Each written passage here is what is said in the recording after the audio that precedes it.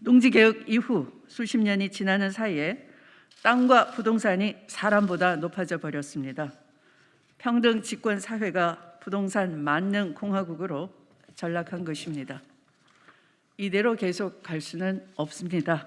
불로소득의 경제 시스템이 고착화된 사회는 활력이 떨어지고 사회적 갈등이 심각해져서 마침내 쇠락의 길로 갈 수밖에 없습니다. 이대로 가다가는 부동산 거품이 꺼져서 일본처럼 잃어버린 수십 년을 맞을 수도 있고 장기적으로는 국가와 민족이 중대한 위기에 봉착할 수도 있습니다. 저 추미애가 사람이 땅보다 높은 세상을 소리 높여 외치는 것은 우리 대한민국이 이와 같은 심각한 위기 상황에 처했음을 직감했기 때문입니다. 저 추미애가 주장하는 지대개혁의 요체는 막대한 부동산 불로소득에 대한 과세의 정상화, 합리적인 공정과세입니다. 이를 통해 마련된 재원으로 사회배당, 공공복지, 공공임대주택, 청년 일자리에 사용해 양극화와 불평등을 완화하고 새로운 도약과 희망의 사다리를 만들자는 것입니다. 장차 세수가 늘어나면 요람에서 대학까지 국민의 품격을 국가가 높이는 국민 품격 프로젝트를 추진하겠습니다.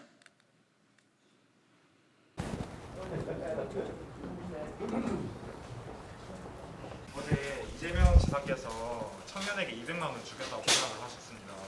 추미애 후보님은 청년 신혼부부를 위한 공공주택 공급하겠다고 말씀하셨는데 구체적으로 어떻게 공급할 계획이신가요? 이재명 지사가 200만 원 주겠다 하는 것은 제가 여기 쭉 이제 좀 내용이 길었죠. 네, 그 내용 중에는 이른바 그 국토 보유세로 전환하면서 그 생기는 재원들 또는 그 특권 이익이 있는 곳에 우선 과세하겠다 하는 그런 과세 원칙을 통해서 우리 사회 불로소득 경제 시스템을 바꾸고자 하는 것이고요. 또 그 국토 보유세의 목적이 저는 부동산의 그 투기 집중, 그러니까 독점과 기회 독점 이런 것을 막고자 하는 것이죠. 그렇게 해야지만 그 토지의 효율성이 높아지는 것이고 또 공공재로서의 토지의 공공성을 높일 수 있는 것이란 말이에요. 그러니까 기본소득을 걷기 위한 재원으로서의 국토보유세를 말씀드리는 게 아니고 그건 약간 본말이 전도된 것 같고요.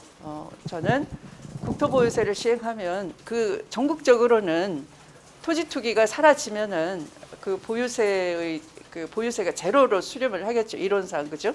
뭐 그런 현실과 이제 이론이 접점을 찾으면 좋겠지만 그러면 그럴 때는 재원이 없어지니까 뭐 청년 배당을 줄 수도 없는 것이죠. 그러니까 저는 그런 특권이 있는 곳에 그 우선 과세하겠다 하는 것은 특권을 없애겠다, 불로소득을 없애겠다 하는 것이어서 거기서 일시적으로 발생하는 것은 어떤 사회 배당이다. 우리가 국민으로서 국토에 대한 접근 기회를 모든 국민이 가진다라고 하면 토지 독점에서 발생하는 것은 하나의 국민에게 배당을 줄 수 있지 않느냐 이렇게 얘기를 한 것이고요. 그러면 청년에 대해서 미래 준비를 하기 위한 어떤 청년 수당 이런 건 당연히 도입돼야 된다고 봅니다. 그렇다면 그것의 재원은 예를 들어 빅데이터세라든지 탄소세라든지 그러한 예를 아까 동시에 말씀을 드렸죠. 그렇게 이해를 해주시면 될 것 같고요. 또 청년주택 같은 경우는 제가 앞전에 방금 이렇게 말씀드렸습니다. 불로소득이 연한 400조가 조금 넘는다는 추계가 나와 있어요. 실현이익 기준으로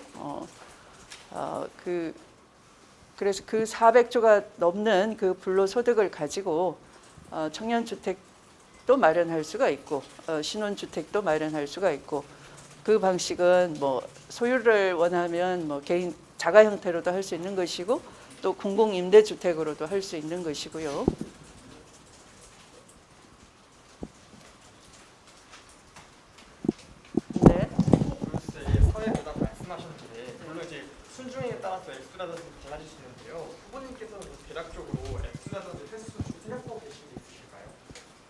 그 국토 보유세를 예를 들어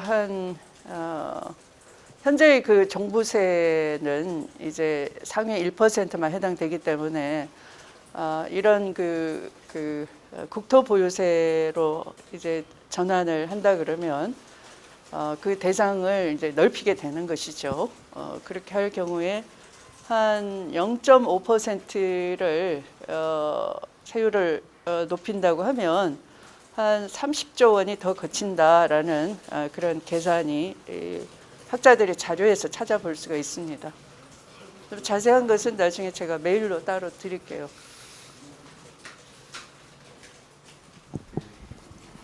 판결 관련해서 뭐 일부 주자들께서 다시 뭐 지도부 판단이 좀 아쉽다는 말씀도 하셨고 또 요즘 네거티브 공방이 좀 있으면서 탄핵 관련해서 또 논란들이 좀 있잖아요. 그거에 대해서 한번 말씀해 주실 수 있을까요?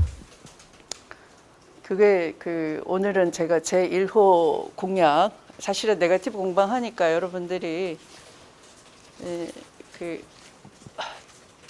대통령 후보가 나라의 비전을 가지고 서로 경쟁을 하는 것이 바람직하다 하셨잖아요. 그래서 제가 될수록 이 공약을 발표를 한 것이니까 그 질문은 다른 기회에 따로 좀 주시면 좋겠습니다.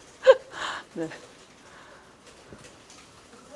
네. 김두관 전 같은 경우에는 이낙연 후보와 장관님을 향해서 그 당시에 탄핵 정당의 주역이었다 이런 발언가 있거든요. 여기에 대한 반박이 어떠세요? 그 반박이라기보다는 제가 그것은 여러 차례 그 대통령의 탄핵에 대해서는 당에서 말리는 역할을 했었고 또 최고위원으로서 마지막에 그 불가피하게 그 탄핵 대회에 동참을 했던 것에 대해서는 사죄를 하고요. 그것을 제가 뭐 회피하거나 부정한 바도 없고요. 그래서